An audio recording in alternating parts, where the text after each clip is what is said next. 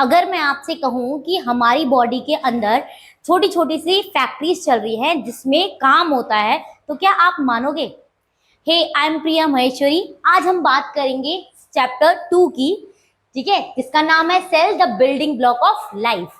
तो यहाँ पे मैंने आपसे एक क्वेश्चन पूछा स्टार्टिंग में कि हमारी बॉडी के अंदर क्या चल रहा है। एक फैक्ट्री चल रही है, मतलब एक नहीं, बहुत सारी फैक्ट्री चल रही हैं, छोटी छोटी सी फैक्ट्रीज। उसमें क्या होता है कि हमारी बॉडी का जो भी काम है वो फैक्ट्रीज करती हैं। कैसे, चलो समझते हैं।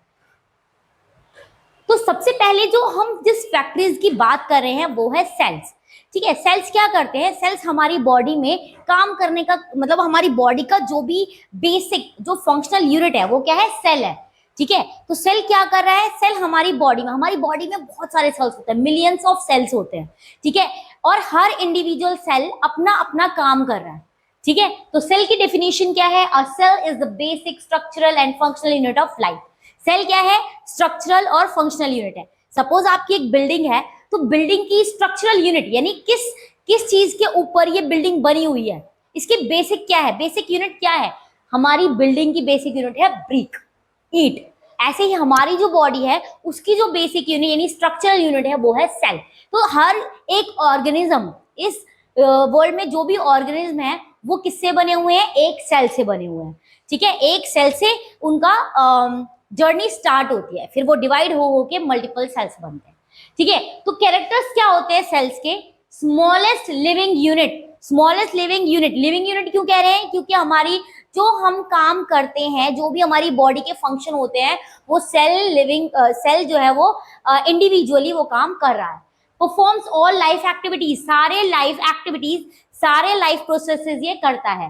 Can exist independently, independently exist कर सकता है। जैसे अमीबा में जिसमें एक सेल होगा उसमें जो सेल है वो क्या करेगा? इंडिपेंडेंटली एग्जिस्ट करेगा। फॉर्म्स टिश्यू एंड ऑर्गन्स, याद रखना सेल ग्रुप करके क्या बनाते हैं? टिश्यू से बनता है ऑर्गन से बनता है ऑर्गन सिस्टम।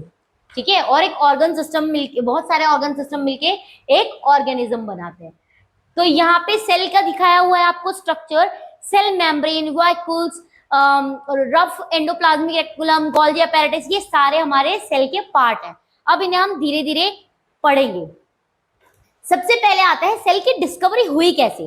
देखो, सेल की डिस्कवरी करी थी किसने? रॉबर्ट हुक ने। उन्होंने क्या करा था? उन्होंने देखा था एक कॉक, उसको उसने देखा कि उसको चैम्बर से नजर आए, लिटिल चैम्बर नजर आए, जिनको उन्होंने नाम दिया, क्या नाम दिया? सेल। ठीक है, एंटोन वैन ल्यूकोक ने क्या करा था? ठीक है, तो हमारे जो रॉबर्ट हुक भाई साहब थे उन्होंने क्या करा था? उन्होंने डिस्कवर किया था डेड सेल। यानी उन्होंने क्या देखा था? क्योंकि कॉक या जो भी उन्होंने चीज देखी थी वो क्या था? लाइक डेड सेल था। और जो ये एंटोन वैन ल्यूकोक थे उन्होंने क्या करा था? उन्होंने लिविंग सेल को डिस्कवर किया था। फिर रॉबर्ट ब्राउन डिस्कवर्ड न्यूक्लियस, जो मेन पार्ट है हमारे सेल का यानी कि ब्रेन ऑफ द सेल, वो डिस्कवर किया था रॉबर्ट ब्राउन ने। अब सेल थ्योरी पे आते हैं। What is cell theory?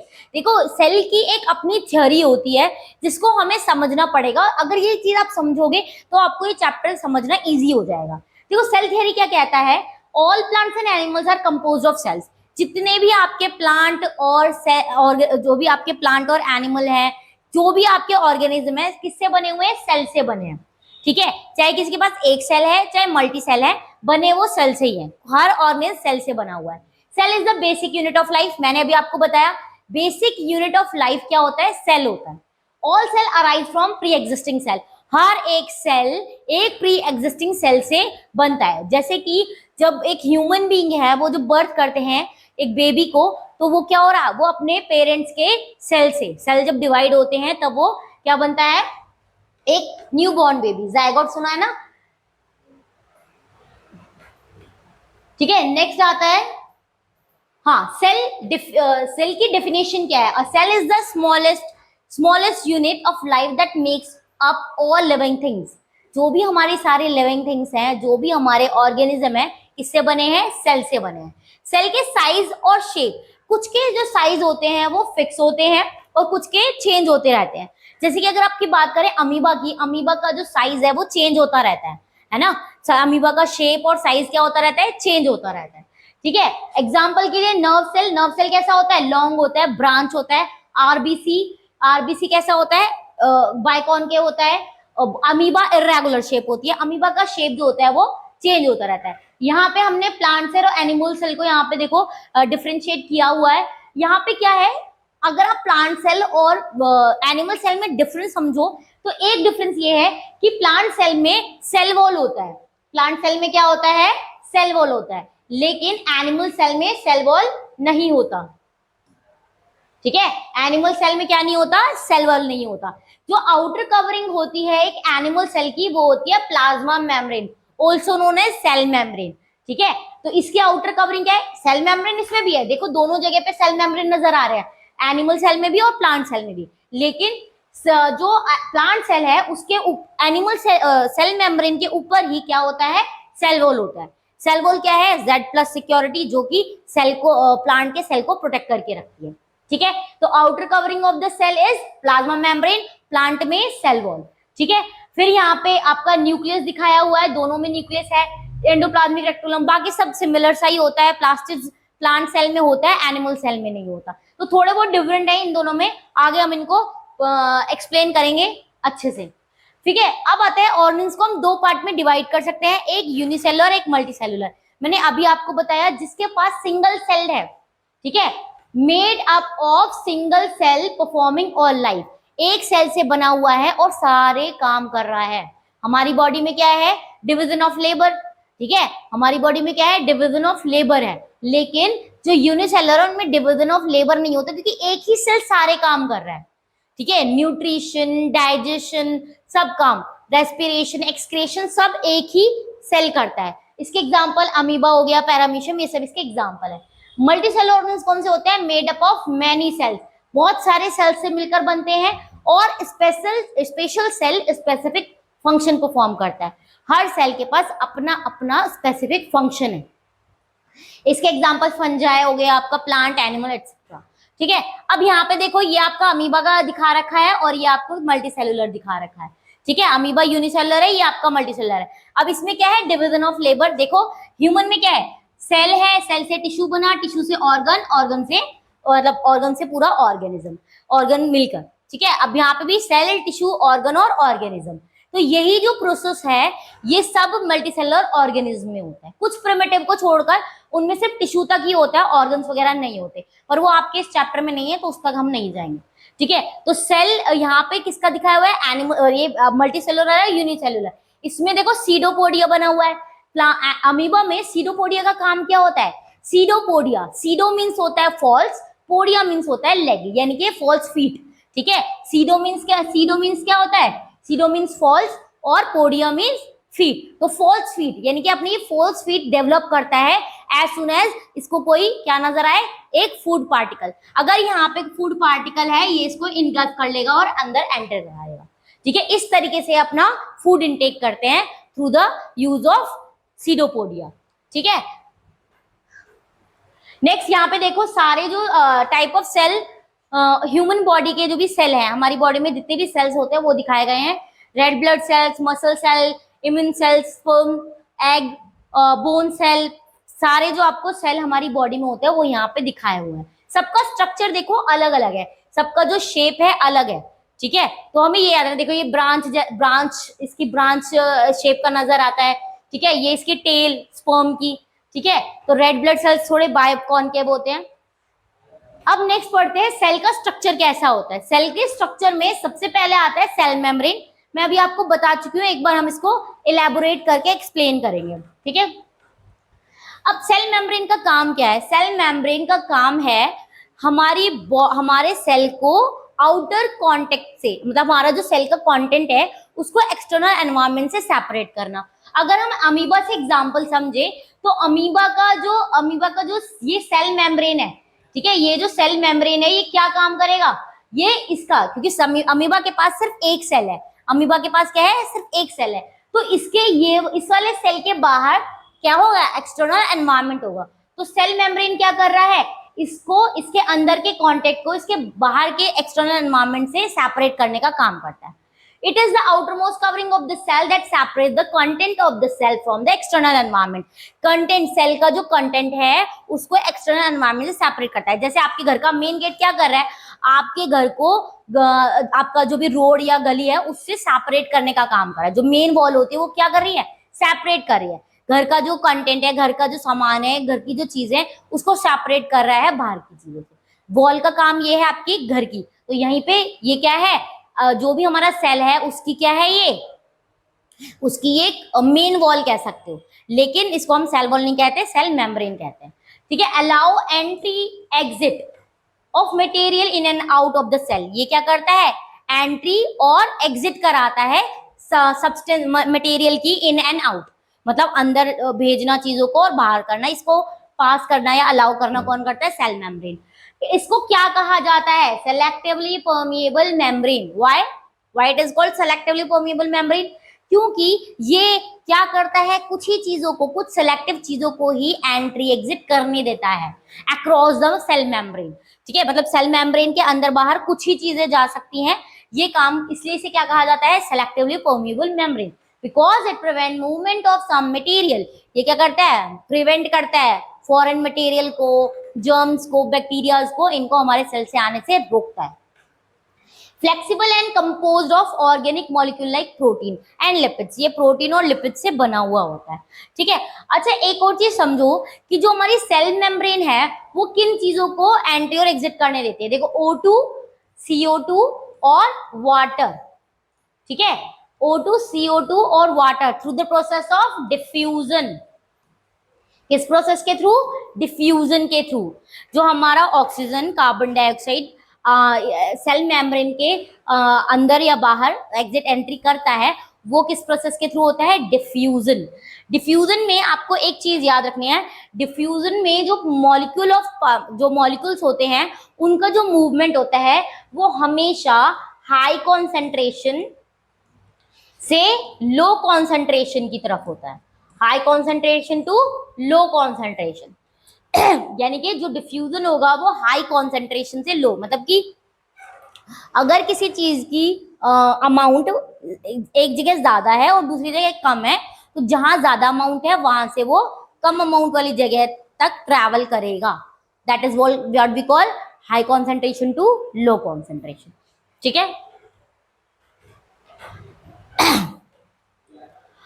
आगे आता है डिफ्यूजन. डिफ्यूजन का काम, अच्छा तो मैंने आपको बताया डिफ्यूजन का प्रोसेस क्या होता है. अच्छा, डिफ्यूजन का एक पार्ट है that is called osmosis. Diffusion और ओस्मोसिस, क्या डिफरेंस है दोनों में. देखो, सेल के अगर अंदर डिफ्यूजन और ओस्मोसिस में क्या फर्क है कि अगर सेल के अंदर, सपोज ये अगर हमारा सेल है, ठीक है, अगर सेल के अंदर पार्टिकल्स का मूव हो रहा है, ठीक है, अगर सेल के अंदर पार्टिकल्स का मूव हो रहा है तो उसे डिफ्यूजन कहेंगे. CO2 और ऑक्सीजन, CO2 ऑक्सीजन जो होते हैं वो गैसेस होती है, वो जो इन एंड आउट करती हैं अक्रॉस द सेल मेम्ब्रेन, वो प्रोसेस यूज करती है डिफ्यूजन. लेकिन वाटर जो है वो डिफ्यूजन का ही एक पार्ट होता है, दैट इज ओस्मोसिस. वाटर का मॉलिक्यूल जब सेलेक्टिवली परमिएबल मेम्ब्रेन यानी सेल मेम्ब्रेन के, अगर वाटर इसके अंदर ही घूम रहा है तो डिफ्यूजन कह सकते हो आप. लेकिन अगर ये सेल मेम्ब्रेन के अक्रॉस मूव कर रहा है, वाटर अगर सेल मेम्ब्रेन के अक्रॉस मूव कर रहा है, यानी सेल मेम्ब्रेन के अंदर और बाहर, बाहर या अंदर ऐसे मूव कर रहा है, तो हम उस प्रोसेस को ओस्मोसिस कहते हैं. वाटर मूवमेंट, डेफिनेशन देखो, movement of water through a selectively permeable membrane. अगर वाटर सेलेक्टिवली परमिएबल मेम्ब्रेन के अक्रॉस नहीं है तो हम उसे क्या कहेंगे, डिफ्यूजन कहेंगे. लेकिन अगर किसके अक्रॉस, किसी के थ्रू जा रहा है, सेलेक्टिवली परमिएबल मेम्ब्रेन के, यानी कि सेल मेम्ब्रेन के एग्जिट और एंट्री कर रहा है, उसके थ्रू जा रहा है, तो हम उसे ओस्मोसिस कहेंगे. ठीक है. तो यानी कि अगर हम बात करें कार्बन डाइऑक्साइड और वाटर की, तो वो क्या होता है, ठीक है. अब जैसे यहाँ पे ऑक्सीजन और कार्बन डाइऑक्साइड दिया हुआ है, ये थोड़ा क्रॉस हो गया है, इसका डायग्राम ये है, इसका डायग्राम ये है. ठीक है. तो रेस्पिरेशन ऑफ अमीबा, अमीबा का क्या होगा, CO2. देखो CO2 क्या हो रहा है, सबसे पहले याद रखना ये रेस्पिरेशन है. ये रेस्पिरेशन के टाइम पे हो रहा है, ठीक है। हम डिफ्यूजन समझ रहे हैं पहले, ठीक है। तो डिफ्यूजन में क्या हो रहा है, डिफ्यूजन में हमारी बॉडी, पहले रेस्पिरेशन का मतलब क्या होता है, रेस्पिरेशन मतलब जो भी हमने फूड, हमारा जो फूड डाइजेस्ट हुआ, ठीक है, क्या बना, ग्लूकोज बना। ग्लूकोज क्या होगा, ब्रेक होगा। ब्रेक कौन कर रहा है ग्लूकोज को, ऑक्सीजन। तो सेल में क्या आ रही है, ऑक्सीजन आ रही है, ठीक है। सेल में क्या आई, ऑक्सीजन आई, high concentration to low concentration. Oxygen का कॉन्सेंट्रेशन हाई होगा आउटसाइड द सेल, ठीक है, और लो होगा इनसाइड द सेल, राइट। अब हाई कॉन्सेंट्रेशन से लो कॉन्सेंट्रेशन तक क्या जा रही है, ऑक्सीजन। अब ऑक्सीजन ने क्या करा, यहाँ पे जो भी फूड है, यानी यहाँ पे जो भी फूड है, ग्लूकोज वगैरह जो भी है, उसको क्या करेगी, ब्रेक करेगी। रेस्पिरेशन में यही होता है। तो जब ऑक्सीजन ग्लूकोज को ब्रेक करती है तो क्या बनाती है, कार्बन डाइऑक्साइड एंड वाटर। तो कार्बन डाइऑक्साइड का कॉन्सेंट्रेशन का होगा, हाई इधर होगा और लो इधर होगा। तो ये O2 क्या हो रहा है, high concentration to low concentration, और कार्बन डाइऑक्साइड बाहर, high concentration to low concentration. समझ में आया, this is what we call diffusion. Exchange of oxygen and carbon dioxide occurs through the plasma membrane through a simple diffusion. Diffusion के through इन दोनों का exchange होता है, इसे कहते हैं एक्सचेंज ऑफ गैसेस, ठीक है। हमारी बॉडी में भी ऐसे ही होता है, पर हमारी बॉडी में सारे सेल्स ये काम करते हैं, ठीक है। अब मूवमेंट ऑफ, अब हम बात करेंगे इसकी, अब वाटर का मूवमेंट कैसे होता है, ऑस्मोसिस के थ्रू। ऑस्मोसिस में देखो होता क्या है, अब यहाँ पे तीन हमारे पास सॉल्यूशन बने हैं, आइसोटोनिक, हाइपरटोनिक, हाइपोटोनिक, ठीक है। अब देखो यहाँ पे पहले हम बात करेंगे हाइपरटोनिक की। हाइपरटोनिक में क्या होता है, जो वाटर का कॉन्सेंट्रेशन हाई होता है इनसाइड द सेल, ठीक है। जो वाटर का कॉन्सेंट्रेशन होता है वो हाई होता है इनसाइड द सेल और लो होता है आउटसाइड द सेल। अगर ये सिचुएशन है, water particles move out of the cell, क्या होगा, वाटर पार्टिकल्स मूव आउट होंगे सेल से। जब किसी चीज में से सेल्स मूव आउट होते हैं तो क्या होता है, वो श्रिंक हो जाता है। समझ में आया। जब आप किसी स्पॉन्ज वगैरह होता है उसको अगर ऐसे प्रेस करोगे तो उसका वाटर निकल जाएगा और वो श्रिंक हो जाएगा। दैट यहाँ पे वही चीज अप्लाई हो रही है। तो क्या होगा, वाटर के मॉलिक्यूल क्या जा रहे हैं, बाहर जा रहे हैं, हाई कॉन्सेंट्रेशन से लो कॉन्सेंट्रेशन। तो यहाँ पे क्या होगा, वाटर का जो मूवमेंट है वो बाहर की तरफ है, तो सेल श्रिंक हो जाएगा, ठीक है।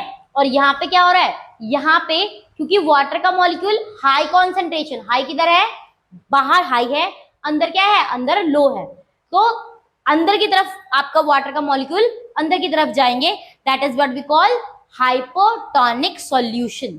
हाइपो में फूल जाता है, ठीक है। Water particle move into the cell, cell counter osmotic pressure to prevent swelling and lysis. तो इस अब इनमें दोनों जो प्रोसेस है इनको क्या कहा जाता है, इसमें वाटर एग्जिट कर रहा है, इसे एक्सोस्मोसिस कहा जाता है। इसमें वाटर एंट्री कर रहा है, इसको एंडोस्मोसिस कहा जाता है। एग्जिट एक्सो, एक्सोस्मोसिस, और एंट्री एंडो, एंडोस्मोसिस, ठीक है। जब हाइपरटोनिक में एक्सोस्मोसिस, हाइपोटोनिक में एंडोस्मोसिस, ठीक है। इसमें स्वेलअप हो जाएगा और इसमें क्या होगा, श्रिंक हो जाएगा। आइसोटोनिक में कोई no net particle of movement, मतलब कोई वाटर के पार्टिकल्स की मूवमेंट नहीं होती, क्योंकि यहाँ पे दोनों तरफ इक्वल कॉन्सेंट्रेशन है, वाटर का कॉन्सेंट्रेशन इक्वल है, तो यहाँ पे कोई भी मूवमेंट नहीं होती अक्रॉस द सेल मेम्ब्रेन, ठीक है। This what we call diffusion and osmosis, ठीक है। आगे बढ़ते हैं। अब आता है आपका सेल वॉल। सेल वॉल क्या होता है, अब मैंने आपको बताया है ये एक बॉडीगार्ड है प्लांट बॉडी का, ठीक है। प्लांट सेल का क्या है, ये बॉडीगार्ड है। क्यों, क्योंकि देखो जो प्लांट सेल होते हैं वो इमूवेबल होते हैं और उनको ज्यादा उसकी जरूरत पड़ती है, ज्यादा प्रोटेक्शन की जरूरत पड़ती है, तो वो ज्यादा प्रोटेक्शन सेल वॉल प्रोवाइड करा रहे हैं। The cell wall is a tough outer layer that surrounds plant fungal and bacterial cells just outside the cell membrane। Cell membrane के ऊपर की तरफ एक मेम्ब्रेन होती है, उसे सेल वॉल कहा जाता है। ये क्या करता है, सपोर्ट, प्रोटेक्शन और प्रेशर कंट्रोल, ये तीन काम करता है। शेप एंड स्ट्रेंथ प्रोवाइड कराता है, यानी रिजिडिटी प्रोवाइड कराता है, टफनेस प्रोवाइड कराता है, ठीक है। Shield against physical damage and germs, अगर कोई फिजिकल डैमेज होता है उससे प्रिवेंट करता है। Prevent the cell from breaking when full of water, तो वाटर बिल्कुल फुल हो जाता है, ट्रांसपिरेशन होता है ना, तो वाटर जब बिल्कुल फुल हो जाता है तो उससे प्रेशर कंट्रोल से इसको बचाता है, ठीक है। अब किस चीज से बना होता है, प्लांट में ये सेल्यूलोज फाइबर और पेक्टिन से बना हुआ होता है, फंजाई में चिटिन से बना होता है, और बैक्टीरिया में बना होता है पेप्टिडोग्लाइकॉन से। ठीक है, ये देखो इसका स्ट्रक्चर दिया हुआ है, इसमें 3 लेयर होती है, middle lamella, secondary wall, primary wall. जो ये मिडिल लैमेला होता है, इसका काम होता है, ये स्टिकी सी वो होती है जो कि एक सेल को, प्लांट के एक सेल को दूसरे सेल से जोड़ के रखती है। ठीक है, तो इन सबका है एक स्ट्रेंथ प्रोवाइड कराती है। आगे बढ़ते हैं, न्यूक्लियस। देखो nucleus is the brain of the cell. Nucleus क्या है? Brain of the cell. हमारी बॉडी में ब्रेन का काम है सब चीजों को कोऑर्डिनेट करना, यहाँ पे भी न्यूक्लियस का यही काम है। और न्यूक्लियस क्या करता है? जेनेटिक इंफॉर्मेशन कैरी करता है। ठीक है, controls all activity of the cell, contain genetic information. क्या करेगा? सारी जो सेल, जो हमारा कंट्रोल करता है सारी सेल की जो भी एक्टिविटी होगी, सेल की जितनी भी एक्टिविटी कौन कंट्रोल कर रहा है, तभी तो ब्रेन ऑफ द सेल कहा जा रहा है इसको।